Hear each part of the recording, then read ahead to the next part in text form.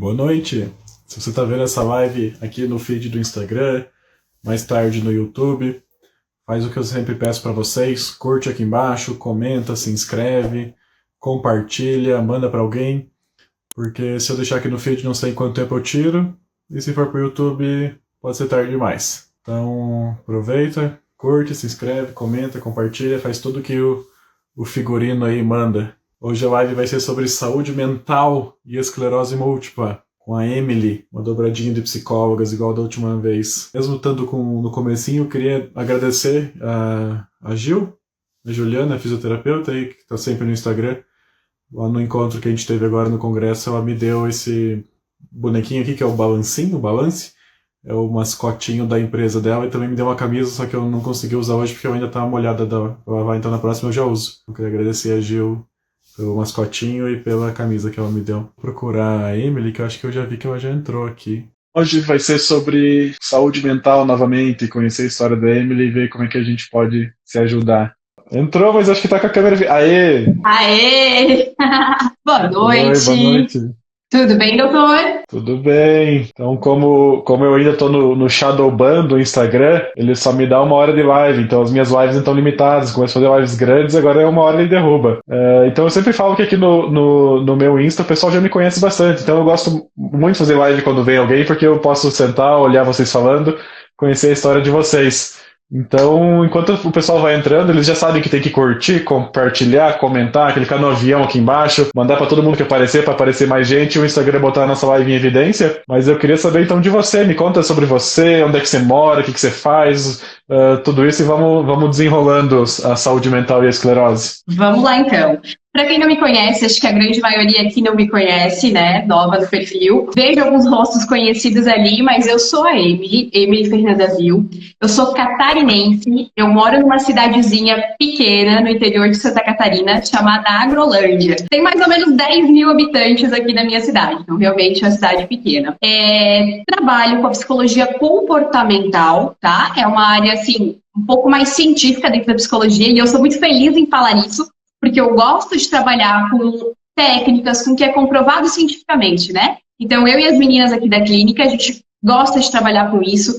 Amo trabalhar com crianças, tá? Gosto muito da psicoterapia infantil. Gosto de trabalhar com adultos também, de entender das doenças, da parte de neurociência, né? Minha área é psicologia, mas quando eu posso, eu tento entender um pouquinho mais sobre a neuro também, né?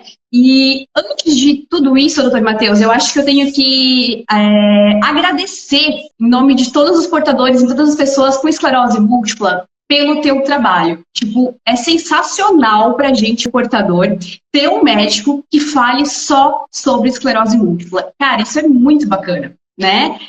A gente se sente reconhecido, tipo esse vídeo que tu postou esses dias sobre os sintomas invisíveis da Amy. Parece que tu consegue traduzir o que a gente sente. Então, assim, muito bacana, parabéns pelo teu trabalho aqui no Instagram, tá? Tu representa muito bem a gente. Obrigado. Então, mas é algo que eu faço agora já com muita naturalidade, assim. Então, eu sempre falei isso no meu primeiro, segundo post lá. Eu falei que eu faria isso, tendo retorno, não tendo.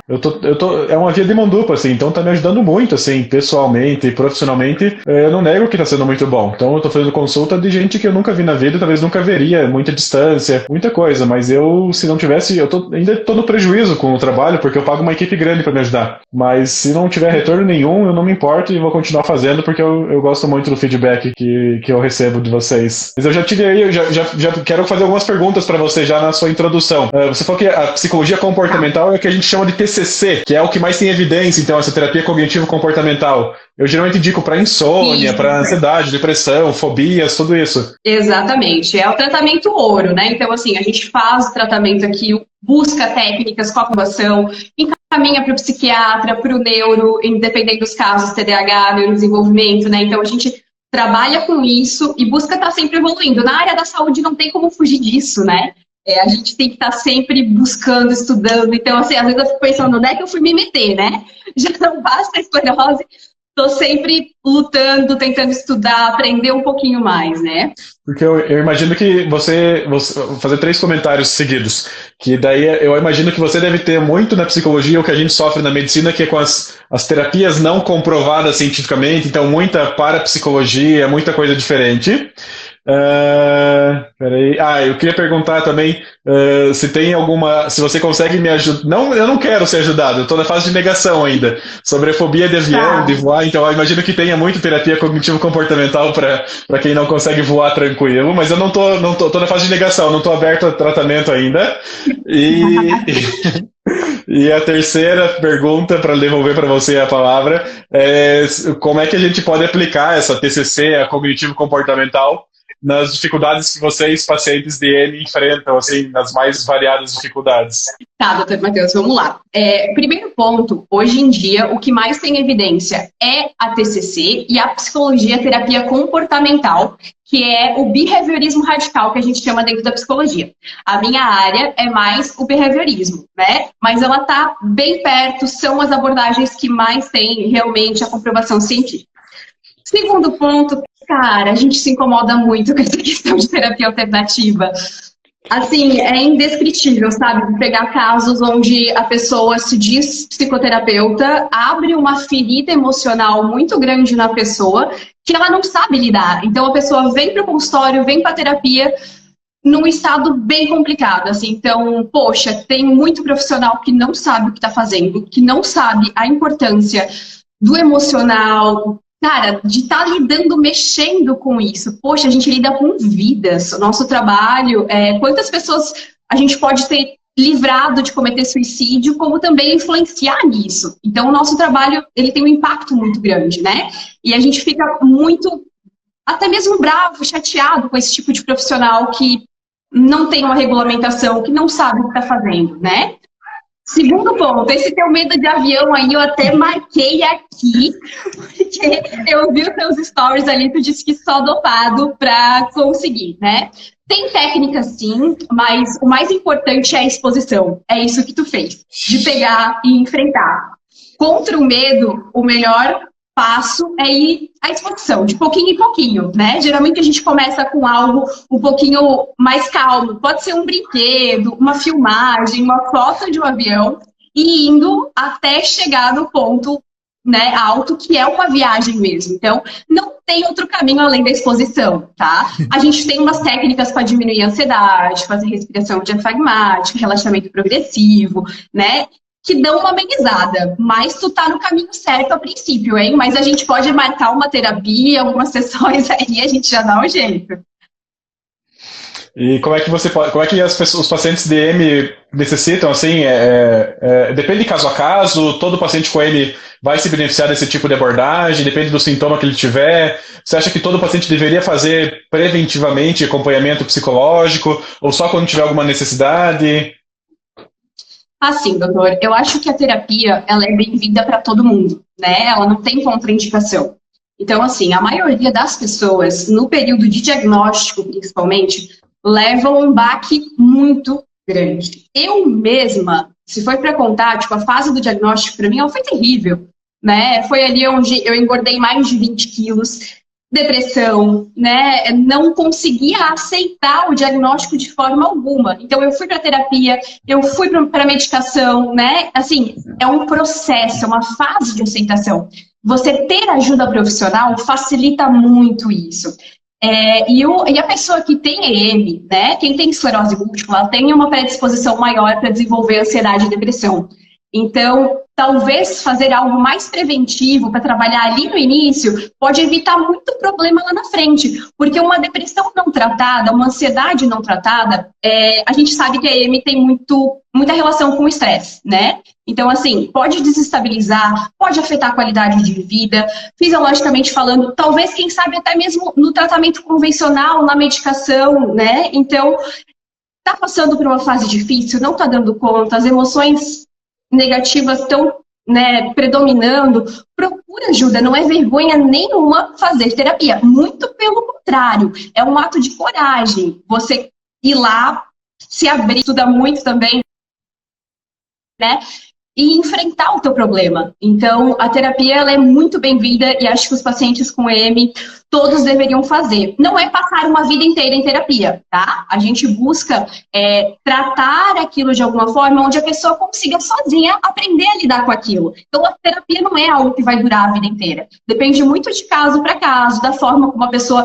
reage, aprende, né? Então, o nosso objetivo não é que a pessoa se aposente em terapia, não é isso.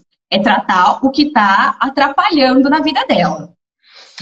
O que você falou antes das feridas é legal, porque às vezes eu acabo recebendo alguns pacientes com ansiedade, depressão, que acabam vindo para o neuro, ou que tem alguma outra doença e acaba vindo, e a gente sabe também que, além de ter os profissionais não adequados, não bem capacitados para tratar e que podem piorar o quadro, às vezes a gente sente, às vezes, o próprio paciente que ele não está aberto, ele não está preparado para uma terapia bem feita mesmo assim.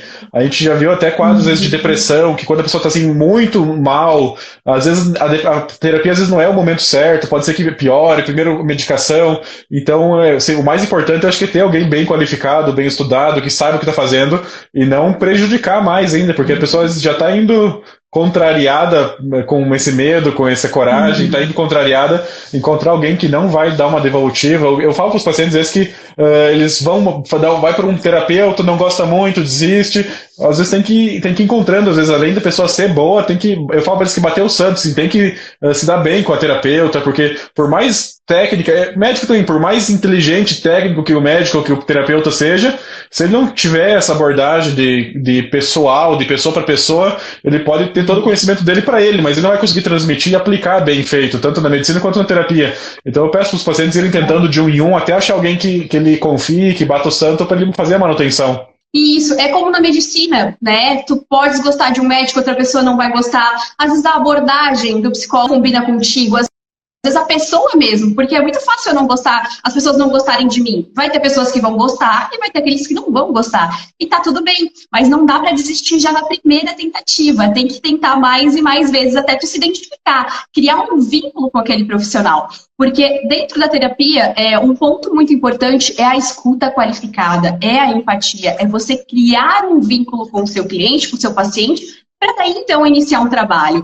Sem ter esse vínculo com a pessoa, dificilmente as nossas técnicas e intervenções vão funcionar, né? A gente tem que criar na verdade, tirar essa resistência da pessoa primeiro, porque é um outro ser humano, eu sou um ser humano, eu tenho os meus problemas também, como vocês podem ver, né? Tipo, tenho esclerose, e isso me torna mais humana, né? Talvez não interfira tanto como profissional, porque eu não baseio o meu trabalho na minha experiência pessoal, e sim na ciência da psicologia. Mas a doença em si me fez ter um outro olhar sobre as coisas, né? Eu apanhei muito na bunda até aprender, né? Até entender e ver as coisas com outro olhar, que agora, após 8 anos de diagnóstico, eu tenho, né? Eu fui diagnosticada muito novinha, eu tinha 17 anos. Então, agora, 8 anos depois, a minha visão é completamente outra. Isso que eu ia perguntar, você não era psicóloga no diagnóstico, então, ainda? Estava na faculdade, pensando? Não. Como é que foi isso? Como é que foi seu diagnóstico, sintomas? No ensino médio? Estava no 3º ano do ensino médio, foi 2014, né? Eu já estava, tipo assim, o meu diagnóstico foi em 2014, mas em 2013 eu tenho certeza que eu tive um surto não diagnosticado. Porque adolescência, então assim, eu era taxada como a adolescente que estava enfrentando a separação dos pais, assim, tudo que eu sentia era meio que desmerecido, sabe?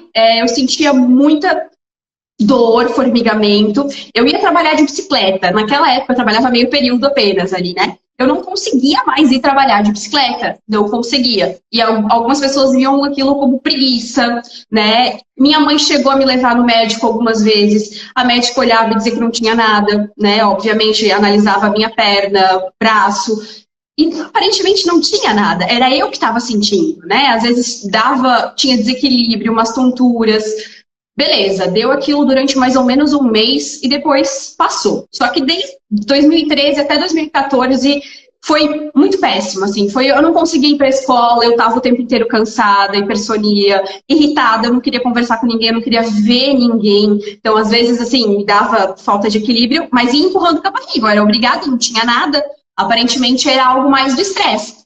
Até que mais ou menos ali, setembro de 2014, eu comecei a passar muito mal de um dia para o outro.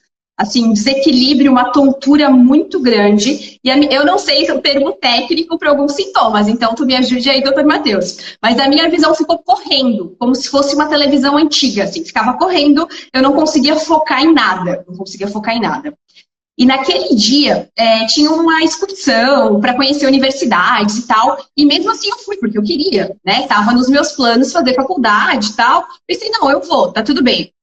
Eu passei muito mal dentro daquele ônibus. Nossa, foi muito ruim, assim. Eu não conseguia mais andar direito, eu me sentia tonta, até que eu sentei, beleza, voltei para casa, no outro dia eu já fui pro pronto-socorro, né?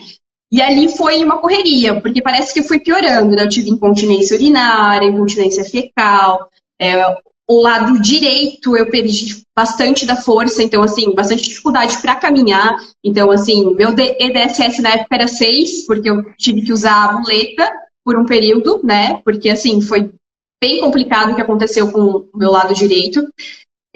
Corri muito de médico, assim, eu devo ter passado por uns 11 médicos diferentes. Eu não sei se porque aqui é interior, cidade pequena, poucos neurologistas, acho que a falta de conhecimento impediu isso, né? Mas, assim, indo de um hospital para outro aqui na minha região, é labirintite, não sei o quê, sabe? Várias outras coisas e eu só piorava, nada, nenhum remédio melhorava aquilo. Até que eu fui para um neuro, tá? Que decidiram, não, para garantir a gente vai te levar para um neuro para ver o que está acontecendo. Fui consultar, daí a primeira hipótese do médico foi, eu acho que está faltando oxigenação no seu cérebro. Beleza. Me mandaram pro hospital regional, que é um pouquinho maior aqui na minha região, o pessoal daqui conhece, e lá fizeram uma tomografia, mas não tinha nada na tomografia. Não pareceu nada. E eu continuava me sentindo muito mal. Até que, em certo momento, de tanto os meus pais, minha mãe reclamar, decidiram fazer uma ressonância. Daí um médico apareceu, mandou fazer a ressonância, um neurocirurgião. Beleza, fizeram a ressonância. Eu usava aparelho ortodôntico. Então, foi um problema porque interferiu no resultado da ressonância. Né? Não sei se o doutor Matheus pode explicar melhor, mas por causa da coisa magnética aí, interferiu. Mas mesmo assim eles viram que tinham lesões no meu cérebro, né? Pediram para mim repetir e tudo mais. Mas enquanto isso eu fiquei na emergência do hospital, porque a princípio eles não sabiam o que eu tinha. Aí é algo que eu falo assim com muita atenção para a comunidade médica em si, para quem lida com outro ser humano. Porque enquanto eu estava no pronto-socorro, eu e minha mãe, na troca de plantão dos médicos, uma médica veio pro outro falando assim, essa moça ali tá com infecção urinária, aquele lá tá com tal coisa. Quando chegou a minha vez, ela disse assim, aquela moça ali é que tá com uma maçaroca no cérebro. Tu imagina, não sabia o que estava acontecendo comigo. Me sentia terrível, nossa, eu achava que ia morrer, eu sei lá, não imaginava o que estava acontecendo comigo. A minha mãe, pior que eu, porque ninguém sabia de nada. E a doida da médica disse que eu tava com uma maçaroca no cérebro. Então, tipo, cara, tenham muito cuidado a lidar com a outra vida, com um ser humano, né? O tanto que aquilo mexeu com a gente, aquela médica não sabe, né? Então, assim, é algo que na minha própria universidade os meus professores usam como exemplo o meu caso nos cursos de medicina para dar um xixi ali no pessoal, tipo, tenham cuidado, tenham empatia com o ser humano, né? Mas, enfim, passei tudo aquilo ali, fiz curso-terapia, voltei para casa sem diagnóstico, sem tratamento, não resolveu nada. Aí, até que, enfim, resolvi ir para a capital, fui para Florianópolis, onde eu conheci a minha neuro de hoje ainda, na clínica do cérebro lá, onde ela me internou. Eu fiquei, tipo, cara, umas 3 semanas internadas lá, fazendo tudo que tinha, punção lombar, onde deu presença de bandas oligoclonais, a ressonância de todo o neuroeixo, né? Sair de lá com um diagnóstico, com um tratamento. Cara, ao mesmo tempo que é terrível receber um diagnóstico, dá uma sensação de alívio. Não sei se as pessoas que estão acompanhando aqui sentem isso também, mas para mim foi terrível, obviamente, mas ao mesmo tempo, poder dar um nome para aquilo que eu estava sentindo foi um alívio muito grande. Saber que beleza, não tem cura, mas tem tratamento. Vou dar um jeito. Não é que eu aceitei de começo, muito pelo contrário, gente. Assim, ó, foi horrível. Foi, acho que, o pior momento da minha vida passar por isso, até chegar na aceitação. Então, era raiva.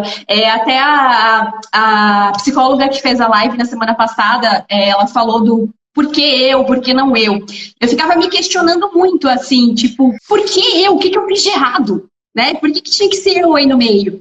E na terapia foi onde eu levei aquela nos dedos que a minha psicóloga disse, tá, mas e por que não você? O que você tem de diferente, de especial que não poderia ser contigo, né? Então, isso me fez acordar e pensar, tipo, poxa, eu consigo sair disso. Então foi aí que eu comecei a me perceber. Eu parei de comparação, eu parei um pouco com medo, eu pensei, eu vou me entender. É o meu corpo de agora. Essa Emily de agora não é a mesma Emily de antes, né? Então eu na época eu comecei a fazer o tratamento com o Avonex. É uma injeção semanal. No começo eu fazia de boa. Depois, cara, foi muito ruim, porque eu comecei a desenvolver um pânico de agulhas. Eu senti o cheiro de acetona, de gasolina, de álcool. Taquicardia, o coração acelerava, eu entrava em pânico. E eu falava pra minha neuro, cara, não tá dando, eu não consigo mais usar o Avonex, não consigo, porque eu tinha efeitos colaterais muito terríveis, assim, né? Não conseguia mais. E ela falava pra mim até um post que tu postou esses dias, essa semana ainda, em time que tá ganhando não se mexe. Então, como eu estava com a doença estável, ela tinha medo em trocar minha medicação. Já tinha o Gilene, algumas medicações orais ali, mas ela não quis mexer. Beleza, concordei com ela. Mas aí eu comecei a pifar. Uma semana eu aplicava, na outra eu não aplicava. Aí eu aplicava, mentia pra minha mãe que eu tava aplicando, tá? Eu sei que o quanto que eu fui irresponsável. Gente, nunca façam isso, tá? Tô dando realmente o meu depoimento para vocês. Eu fui muito irresponsável. Estava lidando com algo que não cabia a mim, né? Que eu deveria ter batido o pé, então, com a minha neuro e ter dito, não dá, não vou aplicar. E não, eu fui lá e parei de aplicar. Graças a Deus, eu não desestabilizei. Eu consegui ficar 1 ano e meio sem a medicação, não tive surto. Mas depois, mais ou menos 1 ano e meio, 2 anos, tive que ir para o hospital, né? Novos sintomas, eu não sentia direito do umbigo para baixo, incontinência urinária de novo, eu não sentia se estava fazendo xixi ou não, desequilíbrio, tudo aquilo. E foi onde eu comecei a tratar com a tarifonomida, que é o meu tratamento atual, e que no momento estou bem estável, né? Eu fiz fisioterapia por muito tempo lá no começo, depois do diagnóstico, né? Eu fiz a terapia, eu fiz fisioterapia e foi o que me ajudou muito, questão de mobilidade e tudo mais, né? É aquela coisa assim, tentar um pouquinho todo dia, né? A gente não fala, eu não falo o ideal de perfeição, porque você tem que atingir aquele objetivo, aquela coisa de positividade tóxica, vamos falar a verdade, né? A gente tem que ter um outro olhar sobre as coisas, sim, mas nem tudo é flores. A esclerose não é uma doença, ai, que delícia de ter. Não, é horrível. Mas não é por isso que a gente tem que parar a nossa vida. A gente tem que nos adaptar. A vida é isso. É se adaptar, é ir para a próxima fase, é tentar, tentar e tentar, né? Hoje eu tento, amanhã eu tento mais um pouco. E é isso, é se aprender, é se autoconhecer cada vez mais, né? Procurar um bom profissional que se identifique com ele, que ele também lute por você, porque é bacana como tu te preocupa e tu tá atento com nós, que nem somos teus pacientes, tu tá ali respondendo na caixinha, se importando com a gente, então isso é muito bacana, dá uma sensação de, poxa, tem alguém pela gente ali também, né? Eu quero fazer 2 comentários e uma pergunta, então. Um comentário é sobre esse negócio de não ser bom e ser ruim ao mesmo tempo, o diagnóstico. Eu acho que a parte boa é essa libertação do estigma, né? Você, não, ela é a menina que está fazendo piti por causa da separação dos pais, é a menina do piti por causa não sei do que, então pelo menos não é mais piti. É uma maçaroca, é uma esclerose, não é mais piti. Isso se alguém falar assim, tá vindo a menina do piti, você fala, não é mais piti, é esclerose, sempre foi esclerose. Então a única parte boa eu acho que é essa. Eu queria fazer mais um comentário que é você falou da terapia que te ajudou bastante na continência, nessas coisas. Então, eu já tenho um post, eu sempre falo, trocar por um remédio mais forte ou trocar de remédio não faz você melhorar nenhum tipo de sequela, assim. Então não é sair do Avonex pro tarifonomida, pro Gilênia, que vai fazer a sua perna que tá fraca ficar mais forte, a sua bexiga que tá fraca ficar melhor. Então trocar o remédio quase nunca ajuda nesse tipo de coisa. A única coisa que ajuda a melhorar o que está ruim, seja o emocional, seja a parte física, seja a parte de bexiga, é fazer terapia. Fisioterapia para bexiga, fisioterapia para perna, caminhada, atividade física, psicoterapia para a parte emocional. Então, trocar de remédio quase nunca ajuda nesse tipo de sequelas. Inclusive, o Avonex, que são os interferons, eles são conhecidos por mexer um pouco com o emocional, de acentuar a depressão, tanto pela molécula quanto pelo fato de serem injeções mesmo. E a pergunta que eu quero devolver é sobre os efeitos colaterais. Se com o interferon você tinha muita febre na semana que aplicava, e se com o teriflunomida mexeu com o seu cabelo? Vamos lá, o primeiro ponto do diagnóstico lá. Foi um alívio por isso, porque eu deixei de ser a menina que estava inventando coisa. Eu não consegui ir para a escola naquela época. Era realmente muito difícil, por causa do cansaço que eu sentia. Eu não conseguia raciocinar, prestar atenção. Então, assim, os professores eu sempre fui uma aluna muito boa, né? Não querendo ser desumilde, mas eu sempre me esforçava para estudar, sempre tinha minhas notas boas. E ali, daqueles anos ali, poxa, tava uma merda. Eu tava faltando muito, não tava legal. E depois do diagnóstico, uma professora minha veio me pedir desculpa. Ela disse, poxa, eu realmente achava que você tava inventando alguma coisa, né? Então, foi um alívio muito grande. E também saber que eu tinha um tratamento para aquilo que eu tava sentindo, que não era coisa da minha cabeça que eu tava inventando. Sim, tem transtornos, problemas psicológicos, onde a gente sente coisas, né? Sei bem disso, e tem tratamento para isso também, mas não era o meu caso, né? E ninguém acreditava em mim. A tua outra pergunta era sobre sintomas, né? Efeitos colaterais da medicação. Esclerosadas, não lembro direito. Com o interferon, eu sentia muita dor no corpo mesmo. Sentia calafrio, febre, assim, demorava dias para passar, não era uma coisa daquela noite. Eu deixava já para aplicar à noite, para não passar o dia todo, mas eu acordava de manhã me sentindo muito mal também. Demorava alguns dias para aquilo passar. Ok, mas por fim, eu acho que por ter medo daquilo que eu estava sentindo, a minha única tentativa foi fugir, por isso que eu fui parando de aplicar. Ter ido para a teriflunomida foi bacana por ser oral, por não ser mais injeção, por não ficar com as coxas roxas, dolorida, né? A gente falou no vídeo das manchas ali, de sintomas invisíveis. Mas no começo eu tive uma dor no estômago terrível e queda de cabelo. A queda de cabelo foi algo muito perceptível, assim, agora, depois de quase 2 anos, fui fazer o meu cabelo, a cabeleireira disse que estava começando a querer engrossar um pouco o meu cabelo, mas foi algo que realmente, assim, me preocupou. Só que eu fui pesquisar, ler muito, e eu vi que é muito comum esse efeito colateral do medicamento. Até tu queres explicar um pouquinho e dar um alento para quem está tomando teriflunomida e está sofrendo com a queda de cabelo, principalmente nós mulheres, né? Essa queda de cabelo geralmente ela é transitória, depois de alguns meses ela estabiliza e para de cair.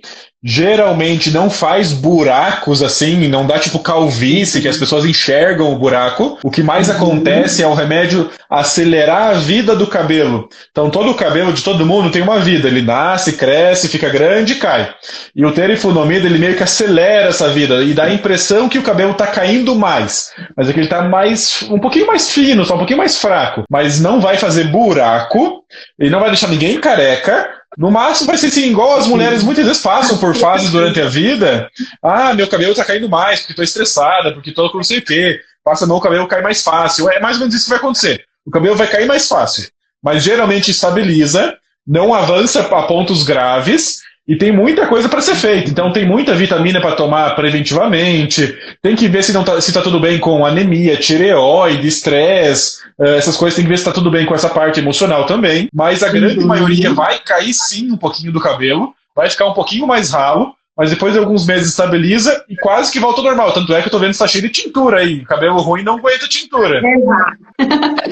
Isso, foi umas 2 semanas que eu fui me inventar. Autocuidado, é o que eu falo. A autoestima não vem num potinho pra te tomar e pronto, eu tô com a minha autoestima alta. Gente, a autoestima é um processo, é ação, é tu fazer um pouquinho cada dia. É questão de, assim, passos de formiguinha que a gente fala, né? É fazer coisas por si próprio. Uma das coisas pra mim foi mexer no meu cabelo. Eu me gosto mais loira. Minha autoestima não é boa, tá? É terrível. Hoje já é um pouquinho melhor, mas já foi muito horrível. Até quero voltar mais pra frente falar sobre isso, sobre a insegurança, por causa do diagnóstico, acho que é bem importante. Mas o meu cabelo realmente, ele voltou, ele tá reagindo. Agora também já tô 2 anos com a medicação. No começo foi bem mais tenso. Agora, realmente, eu acho que é uma queda normal de cabelo, como toda pessoa tem, pelo que eu vejo. Eu fiz uma live um tempão atrás com a Fabiana Influencer, foi sobre autoestima mesmo. E eu aprendi muito, eu sempre lembro da live, porque ela foi bem na época de home office, pandemia, e ela deu aula, assim, da mulher que tem que se arrumar, tem que se maquiar, tem que ficar bonita para ficar em casa, é para ela. Ah, vai passar o dia inteiro em casa, em home office, não vai nem pisar na rua hoje, mas vai acordar, vai se maquiar, vai se mostrar uma roupa bonita, confortável, vai se olhar no espelho para você mesmo. Então, a autoestima é uma coisa da pessoa.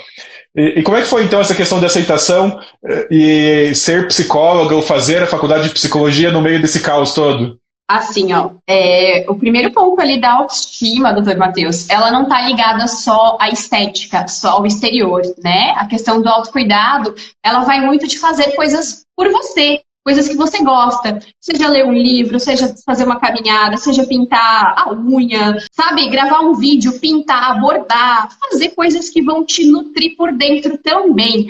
A estética faz parte do processo, mas não é só tudo. Não é tudo. A gente tem meio que do senso comum pensar que a autoestima está ligada só com a estética. Não, tá, gente? A autoestima vai muito além disso. E a gente trabalha muito autoestima aqui em terapia também, tá? O meu caso foi o seguinte. Minha autoestima nunca foi boa desde adolescente, beleza. Mas diagnóstico interferiu muito nisso, né? Vou contar um pouquinho da minha história pessoal, acho que é importante para vocês. Eu estava num relacionamento, já tinha um ano namorando, né? Enquanto tive o diagnóstico. Eu cheguei no ponto de dizer pro meu namorado, ó, tá livre para ir embora. Esse pepino é meu, não é teu. Vaza, né? Disse para ele. E ali foi onde ele se mostrou o super parceiro que ele é. Ele segurou firme e disse, não, é nosso, vamos lá. Então a gente tá junto até hoje, né? Mas beleza, só que o coitado sofreu, porque ele fazia faculdade e eu era extremamente ciumenta, possessiva, mas não era por causa dele. Ele nunca deu indícios de traição ou qualquer evidência, era insegurança minha, totalmente minha. Eu infernizei ele por muito tempo por causa disso. Até eu entender que esse filme, poxa, ele não tava fazendo nada, eu tava fazendo ele sofrer, eu tava sofrendo, foi onde, tipo, poxa, eu tenho que parar com isso. E aí também foi a terapia que me ajudou. Então, acho que eu sempre tive interesse pela área de saúde mental, área comportamental, a parte de neuro, desde o ensino médio. Então, assim, ter tido a doença, a influência que a terapia teve na minha vida como experiência pessoal, me fizeram querer cursar, né, e fazer isso pelas pessoas também, né, de tentar ajudar. Quando eu tenho feedbacks positivos, poxa, é tão gratificante, tu deves passar por isso também, assim, né.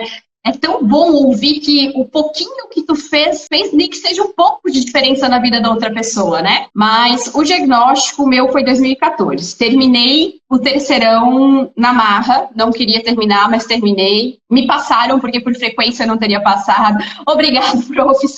E daqui o outro ano eu tirei pra mim. Eu não fiz nada, até porque eu estava num período deprimido bem difícil. Eu não conseguia fazer nada. Tinha aquela cobrança de que, poxa, eu queria estar estudando, eu devia estar estudando. Poxa, eu tenho 18 anos. Tinha que estar fazendo alguma coisa, porque sempre quis estudar. Não era pressão dos meus pais, muito pelo contrário, né? Mas eu tirei aquele um ano pra mim, pra fisioterapia, tudo pelo SUS. Gente, por isso, assim, ó, valorizem demais o SUS. Eu valorizo o SUS. Porque senão eu não estaria fazendo o meu tratamento. Eu não teria dinheiro para bancar o Avonex, para bancar a Teriflunomida. Nunca. Nem mesmo todas as consultas e exames que eu faço. E acho que é a realidade da maioria das pessoas que estão aqui. Então, assim, vamos lutar pelo SUS o máximo que der, né? Então, me perdi no assunto para falar do SUS, mas para relevar a importância dele. Mas daí fiquei esse um ano, fiz a físio pelo SUS, a terapia não foi particular, mas ali tirei para me cuidar e até onde eu decidi estudar e passei numa universidade privada, mas com bolsa do ProUni, porque eu também não tinha dinheiro para pagar a faculdade, meus pais não tinham como me ajudar. Então, assim, foi um ano bem difícil por causa da questão do estudo, de aceitação da doença em si, porque eu não aceitava ainda não. Foi um processo longo. Hoje também eu atendo pacientes com esclerose porque é algo que não me dói mais tanto. Porque nós, como terapeutas, a gente tem que ter claro, poxa, se falar de aborto me dói, eu não posso atender alguém que fale de aborto porque eu não vou dar conta da demanda. Então eu falo com clareza que eu consigo atender um paciente com esclerose porque hoje eu tenho isso bem resolvido dentro de mim. Então é algo que foi um processo. Pode falar. Vou te interromper só porque é um assunto que comentaram no nosso post da live, que isso é bem recorrente. Então tem muita gente que no começo do diagnóstico vai participar de grupo, entra no Facebook, no Instagram e vê gente que às vezes está muito pior, que eu sempre falo que infelizmente não tiveram a mesma oportunidade que vocês, de ter um diagnóstico bom, um tratamento adequado, às vezes ficaram anos e anos sem diagnóstico, fazendo tratamentos de vitaminas e foram acumulando incapacidades que não voltaram mais, e a pessoa às vezes se assusta muito em ver uma pessoa que está pior do que ela. Então, comentaram isso no nosso post lá da chamada da live, então é mais ou menos o que se passa até na própria profissão, assim, né? Agora que você falou, eu nunca tinha pensado nisso. Você como psicóloga, atender alguém que também tem EM, que talvez esteja pior, que tenha suas sequelas, não vai te fazer bem, você tem que estar muito bem aceitada, e também para entrar nesses grupos, a pessoa tem que estar bem resolvida com a doença e saber que não vai ser a mesma coisa, que hoje já mudou, tem remédios bons, tratamentos bons, então a pessoa tem que, primeiro de tudo, estar resolvida, estar entendida, antes de entrar nesse universo aí de outras pessoas. Daí você pode continuar. Perfeita a tua colocação, doutor, porque realmente é isso. Não é aquela coisa que 100% resolvida. Como eu falei, não existe esse ideal de perfeição. É claro que às vezes eu acordo e eu fico revoltada porque eu tenho uma doença neurológica, porque eu sou jovem, porque eu não queria ter isso, porque eu não queria acordar com fadiga, porque, sabe, às vezes bate a revolta, mas é algo que eu sei lidar, que eu aprendi a lidar. Hoje eu sei lidar. Até ano passado, aqui no Vale do Itajaí, onde eu moro, eles criaram a AVIEM, né? Uma associação de esclerose múltipla.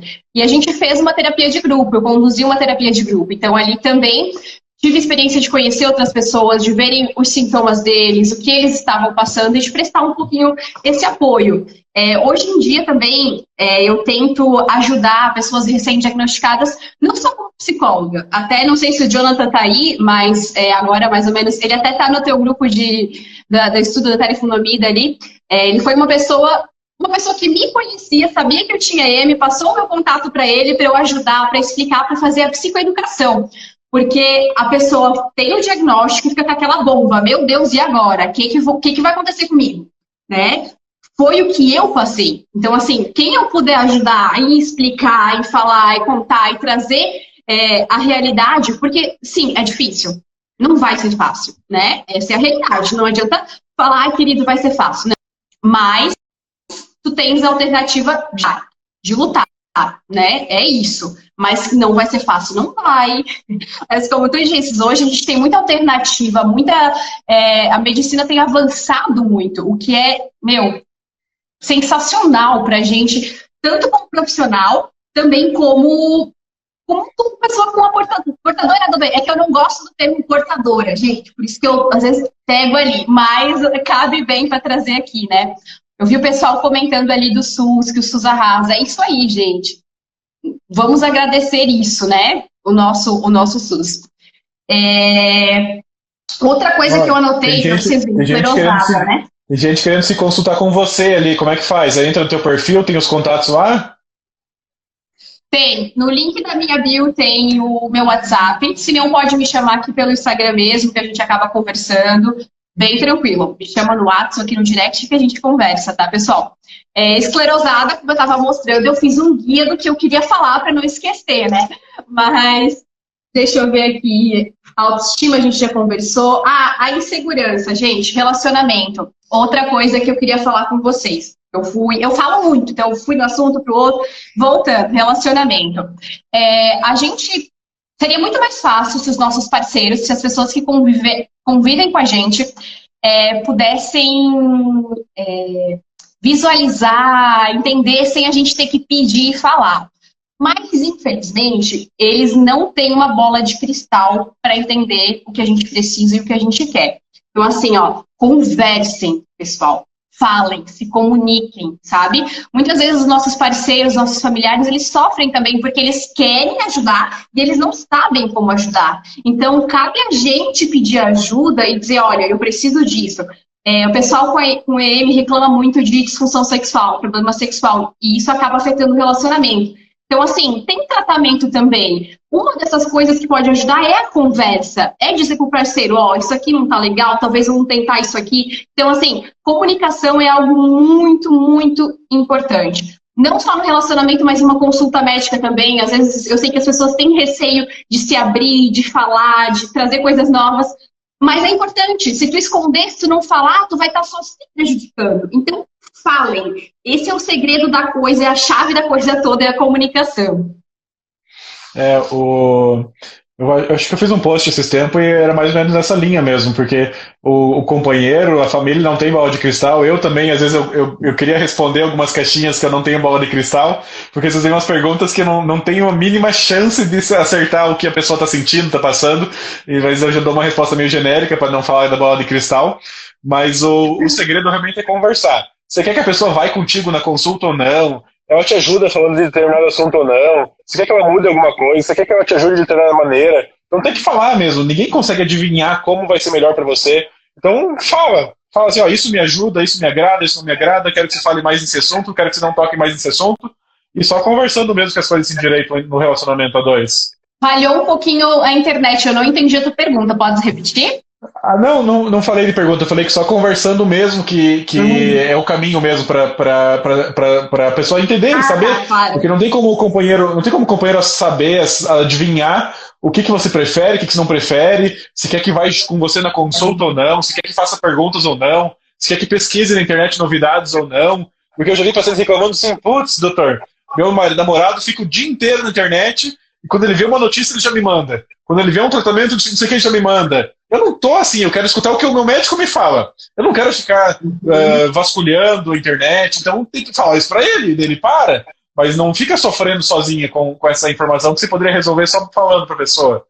Exatamente. Foi isso que eu passei também. Teve uma época que eu não queria ouvir informação de forma alguma, me dava raiva. Não queria saber. Não queria saber de estourose múltipla, não queria saber de nada, porque chegava verão, passava mal com o calor, chegava inverno, era muita dor, fadiga, né, o cansaço. Até tô tendo problema hoje em dia, não é porque visivelmente pelo exterior tá bom, que os sintomas invisíveis não me incomodam, tá, gente? Incomodam sim, né? Esse mês até nem tô conseguindo ir pra academia, porque realmente tá difícil para levantar de manhã, tenho sentido muita dor, então incomoda. Só que é algo que eu tenho tentado falar.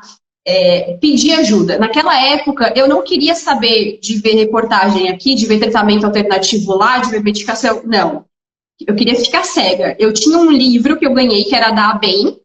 Aquele livro ali me ajudou muito. E que eram informações que eram corretas, que não era de fontes. Porque assim, o Dr. Google tem muita informação. Tem muita coisa boa, mas tem muita coisa ruim, né? Então não dá para cair na cilada do Dr. Google. É melhor entrar de profissional que sabe o que está fazendo, né? Hoje em dia a gente tem o teu perfil para tirar dúvidas, para entender o que é muito bacana. No meu diagnóstico não tinha. Então, fiquei com aquele livro e tentei evitar. É muito parecido, semelhante com o que eu recomendava para os meus pacientes na pandemia. Evitem um pouco, excesso de informação faz mal. Então, se livra um pouquinho, fica com o necessário. Não é que tem que virar ignorante, não quero saber mais de nada. Não, excessos são ruins, todos os excessos são ruins, né? Mas filtrar um pouquinho das informações, ter um pouco de cuidado com isso. E falar para o parceiro, para quem for, o que tu deseja, o que não deseja, o que é legal, o que não é legal também, né? Eu lembro que na faculdade eu passei um baita perrengue, porque eu tinha muito problema com o calor. E no verão, ar-condicionado, então assim, era muito chato ter que pedir para o professor, porque eu tinha vergonha. Eu já tinha explicado para os colegas que eu tinha problema com calor, que não dava para ficar na sala fechada com aquele calor que eu passava mal. Aí tinha que ir para o professor, professora, você pode pedir para ligar o ar-condicionado? Daí tinha as outras que reclamavam que não queriam ar-condicionado. Toda a vida é um drama, mas tinha que se adaptar com aquilo. A nossa vida é o que eu falei antes, é uma constante adaptação. Quem eu sou hoje não é mais quem eu era no passado, né? Eu estou sempre buscando, melhorando, às vezes piorando também, não sei, eu tento melhorar, mas pode ser que eu vou piorar também. E é assim, mas o importante é tentar. E como é que você está hoje? O que você tem assim, de sequela, dificuldade, DSS? Você falou que chegou até a muleta e bengala, né? Então melhorou muito. Melhorei muito. Nesses 8 anos, graças a Deus, eu não tive mais nenhum... Eu tive pseudo-surto. Eu fiz outras pulsoterapias por causa da sintomatologia, mas não tinha nenhuma lesão ativa, né? Então, assim, a pulso ajudou a reduzir o que eu estava sentindo, mas não tinha novas lesões. Ok? No momento, estou bem estável. tirando a maioria dos sintomas invisíveis. Muita dor de cabeça, muita mesmo, é algo que me incomoda muito. Eu tenho que ler, eu estudo muito, então, assim, às vezes isso atrapalha bastante. Fadiga é algo que me incomoda muito também, e é algo que é bem complicado porque tem um preconceito envolvido, porque o outro não sabe o que tu tá sentindo. O outro te olha, as pessoas olham pra mim, ai, mas olha só que essas bochechinhas rosadas, tu não tem nada, tu tá boa, né? E lá no fundo, poxa, ninguém sabe o que eu tô sentindo, eu não tô legal. E às vezes cansa de ficar falando também. Eu sei, acho que a maioria das pessoas que estão acompanhando, que são portadores, já passaram por isso, sabe? Cansa ficar falando o que tu tá sentindo, de tentar explicar. Porque quem não sente na pele, dificilmente vai entender. Vai ter a empatia de, poxa, meu, o que eu posso fazer pra te ajudar? Mas não vai entender 100% aquilo que tu tá passando. Então, assim, dor, fadiga, problema com o calor é algo que me incomoda muito, tá? Acho que mais do que o frio, o calor me incomoda mais, sou hipersensível. Tenho ar-condicionado aqui no meu consultório, tenho ar-condicionado em casa. Graças a Deus consegui comprar ar-condicionado e botar em tudo. Mas pra sair, assim, nunca tenho vontade. Às vezes eu tenho umas tonturas meio doidas. Em 2020, quando eu fui hospitalizada, eu tive um sintoma que eu nunca tinha tido. Que eu não lembro o nome agora, acho que tu vai poder ajudar. Eu abaixava a cabeça, eu ganhava um choque no meu corpo. Foi muito estranho. Lermite, isso aí. Foi muito estranho, porque aparentemente eu estava levando a minha EM super estável. Então, do nada, aquele negócio, eu abaixava a cabeça, eu levava um choque. Eu pensei, o que está acontecendo aqui? Né? Sei lá, tava muito estranho. Sensibilidade, formigamento é algo que me incomoda bastante, né? Pernas, mãos, às vezes acordo de manhã com o corpo, um lado do corpo formigando, umas sensações muito estranhas, que eu nem sei como descrever o tipo de formigamento que eu sinto. Então, por isso que é difícil. Eu sei que tu consegue entender a gente, mas as pessoas que convivem com a gente não têm essa mesma capacidade, né? Eu sei que daquela lista dos sintomas invisíveis que tu postou, o que não me incomodava era só a questão da disfagia, do engasgo. Tive isso lá na época do diagnóstico, mas hoje em dia não é algo que me afeta. Mas mudanças de humor, depressão, insônia, né? Eu trato insônia, faço tratamento medicamentoso, fisioterapia também, mas ainda assim hoje é algo que me incomoda muito, né? Sou psicóloga, trabalho com isso, mas mesmo medicação, ainda assim, acredito eu que possa ser uma sequela, porque me atrapalha muito a questão do sono. E eu prego muito para os meus pacientes, para os meus clientes, a importância do sono, né? E muitas vezes o meu corpo não condiz com isso que eu quero. Às vezes ele não está no mesmo ritmo que eu. Então eu tento, poxa, não, calma. Eu vou usar uma técnica que eu mesmo ensino para os meus pacientes, para mim, para fazer uma respiração, higiene do sono, algo mais relaxante, né? Irritabilidade, às vezes é algo que incomoda. Algumas coisas cognitivas também, às vezes eu percebo, né? Atenção, memória. Me esforço muito de, como eu disse, tenho a minha listinha com tudo que eu queria falar, porque senão ia chegar aqui e eu ia esquecer. A princípio, eu acho que eu não esqueci, tô feliz. Mas de tentar ler, né? Outra coisa do autocuidado, o que eu falei, assim, eu gosto muito de ler, e eu tinha parado de fazer isso. Por quê? Porque quando eu entrei para psicologia, eu só lia mais por estudo, por conhecimento, eu não lia por prazer. Então agora eu parei, tipo, não, eu gosto de ler como algo prazeroso para mim. Comprei o box dos Bridgertons, romance que eu amo, e tô tirando esse tempo para mim. Nem que seja 10 minutos por dia, mas é algo meu, autocuidado, é algo que vai me ajudar até com a minha autoestima. E eu vi que o pessoal tá comentando ali de sintomas, se é normal conviver com alguns sintomas. Pode falar, doutor, se é normal ou não? Sim, então eu vou falar, daí eu vou fazer eu vou falar então, daí eu já explico. Então isso tudo que ela comentou, geralmente a gente chama de pseudo-surtos, porque os surtos de verdade, geralmente também são acompanhados por alterações mais objetivas do exame físico, então que a pessoa consiga ver uma fraqueza, uma alteração de sensibilidade, uma alteração de reflexos e lesões na ressonância. Esses sintomas que são mais rápidos um formigamento acontece e vai embora, não dura 24 horas, ou as dores, o sono, o humor, aqueles sintomas invisíveis da EME que está nos posts recentes, eles geralmente são pseudo-surtos que podem ou não acontecer, geralmente acontecem mais em situações de estresse, mais situações de insônia, mais situações de calor, mas são sintomas que podem acompanhar a pessoa pro resto da vida. E isso não é certeza que vai acontecer em todo mundo, tem gente que tem, que vai deixar de ter, tem gente que não tem e vai passar a ter. Mas os pseudo-surtos, sintomas invisíveis, eles podem acontecer e não tem relação com a doença estar bem ou não bem controlada. Geralmente, os pseudo-surtos podem acontecer em qualquer fase da doença.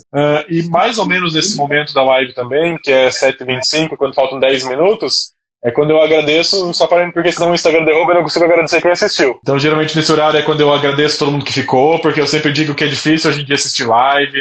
Domingo à noite, se reserva uma hora para ficar aqui no celular.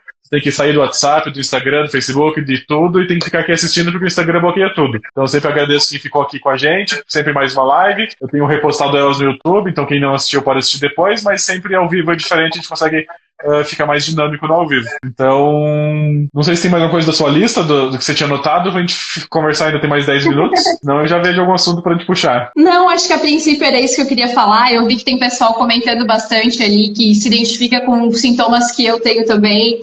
E é aquela luta diária, né, gente? Assim, tem pessoas que têm sintomas completamente diferentes que os meus, já vi muito também. Então, acho que assim, a gama de sintomas deve ser muito grande, né, doutor? Sabe explicar melhor que a gente.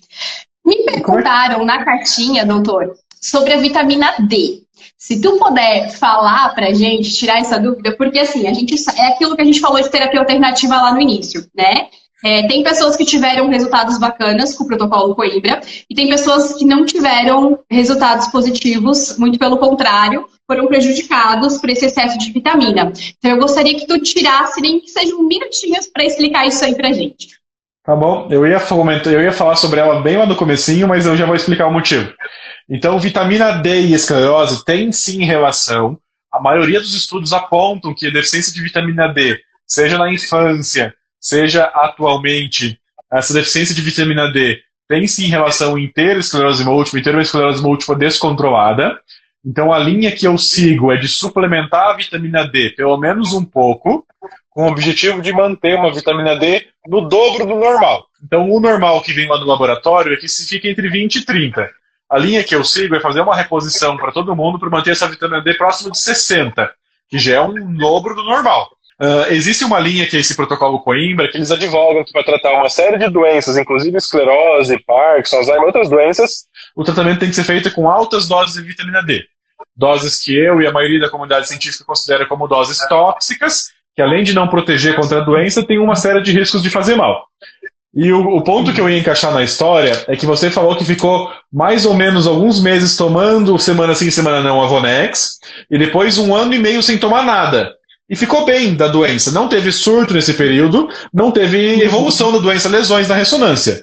Se por um acaso, uma coincidência, bem naquela época você tivesse iniciado na vitamina D, você ia estar assim, abençoando o Dr. Coimbra, assim, meu Deus, ele me segurou a doença por 2 anos, sem precisar botar remédio caro no corpo, sem ficar tomando injeção, e pelo menos por 2 anos ele me salvou, me protegeu. Mas eu sempre falo também que a doença, a esclerose, tem esse nome, esclerose múltipla remitente recorrente.